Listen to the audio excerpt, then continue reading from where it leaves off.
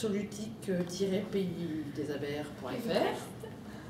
Pays de Brest, pas Pays des Abers, c'est un défaut, excusez-moi. C'est bien aussi.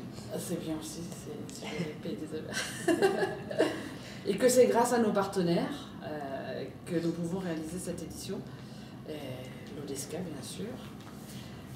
L'opération de développement, structuration du commerce artisanal, l'Europe, l'État, le Conseil régional, le Conseil général, le Crédit Mutuel, la Banque populaire. Voilà. Brest Métropole Auxerre. Voilà. Les infos pratiques, on les a vraiment dans la petite plaquette. Et moi qui suis pizzaiola dans l'alimentaire par rapport à vous, mesdames, et ben, moi je suis très intéressée par le e-commerce, par exemple. Donc, je vais m'attacher énormément. Voilà, c'est le petit mot de la chambre des métiers.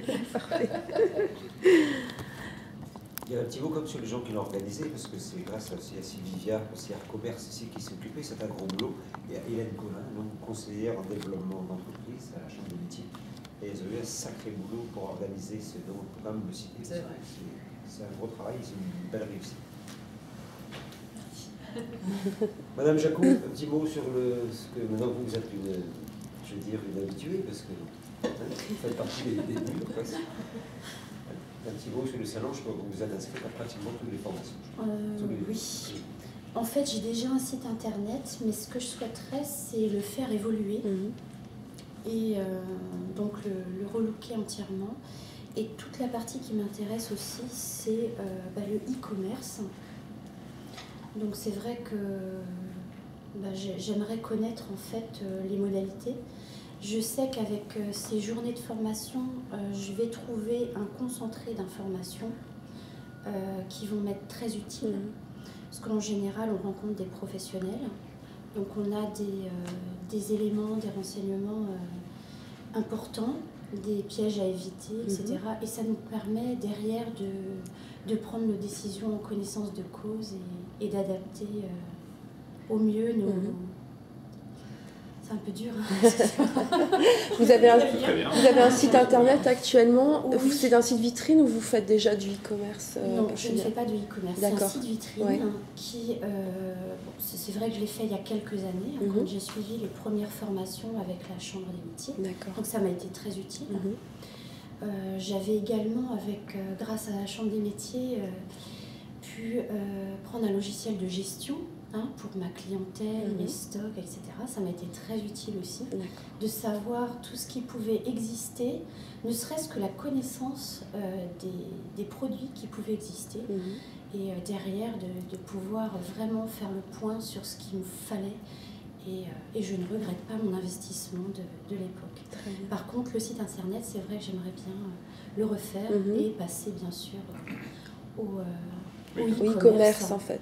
Pouvoir vendre vos réalisations par ce biais-là. C'est vrai que dans les ateliers conférences, il y a aussi, on va beaucoup parler des réseaux sociaux. C'est vrai qu'on ne peut pas tout maîtriser en tant qu'artisan, parce qu'on est un petit peu toujours dans notre coin, mais on en entend tellement parler qu'on se dit à quoi ça sert et pourquoi faire. Et c'est vrai qu'avec les jeunes qui nous poussent derrière, et les moins jeunes.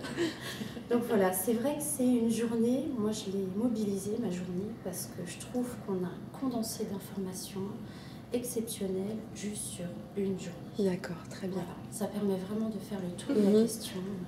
Et puis de vous poser les bonnes questions pour développer votre affaire après. Très bien. Madame Le Gloël. Alors, donc moi je suis Nathalie Le Gloël, j'ai créé une société immatriculée à Brest l'année dernière qui s'appelle Au Mille et une Perles de Tahiti. Alors, pourquoi ce nom? Puisque je rentre de Polynésie, j'ai vécu là-bas pendant 11 ans. J'ai créé une ferme perlière là-bas, donc je suis un peu experte maintenant dans le domaine de la perliculture. Et j'ai créé une société en 2005 déjà à Tahiti, donc immatriculée au RCPABIT. Et je venais 2 fois par an en France pour vendre les bijoux.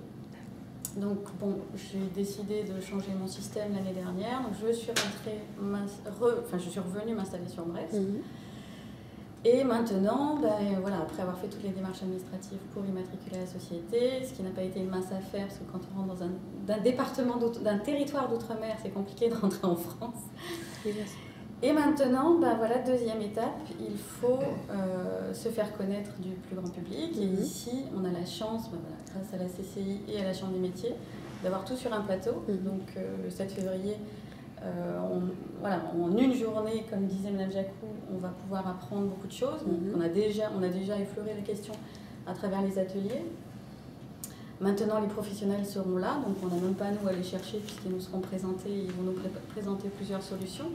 Et après, bon, comme disait aussi Mme Jacou, on n'a pas le temps de tout faire tout de suite, donc on récupère l'information. Et ensuite, on fait le tri, on a les adresses, on a les contacts, et après, au cours de l'année, on peut se lancer.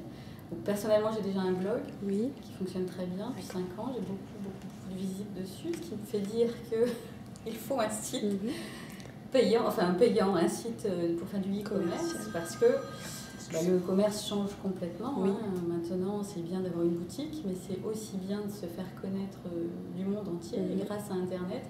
C'est vrai que rien qu'avec le blog, je vends à des gens, et bien évidemment que je ne connais pas, qui sont un peu partout sur la planète. Donc c'est assez extraordinaire. Pourtant, le blog est en français, c'est vraiment le strict minimum. Il y a des photos, des bijoux, tout ça, mais il n'y a pas de paiement en ligne, par exemple. Donc tout ça va nous être expliqué et présenté à Solutique, donc c'est parfait.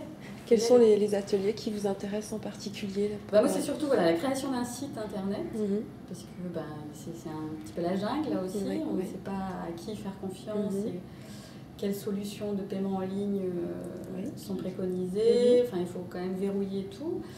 On n'a pas trop le temps, on n'est pas des professionnels de l'informatique, donc il faut faire confiance à des gens. Et moi, j'estime que par le biais toujours de la CCI et de la Chambre des métiers, ils ont quand même sélectionné des gens qui, j'espère, sont très compétents et honnêtes. Et c'est vrai que c'est quand même un monde qui nous est complètement étranger. Donc, il faut faire confiance aux professionnels et de l'informatique, de l'information et de la communication.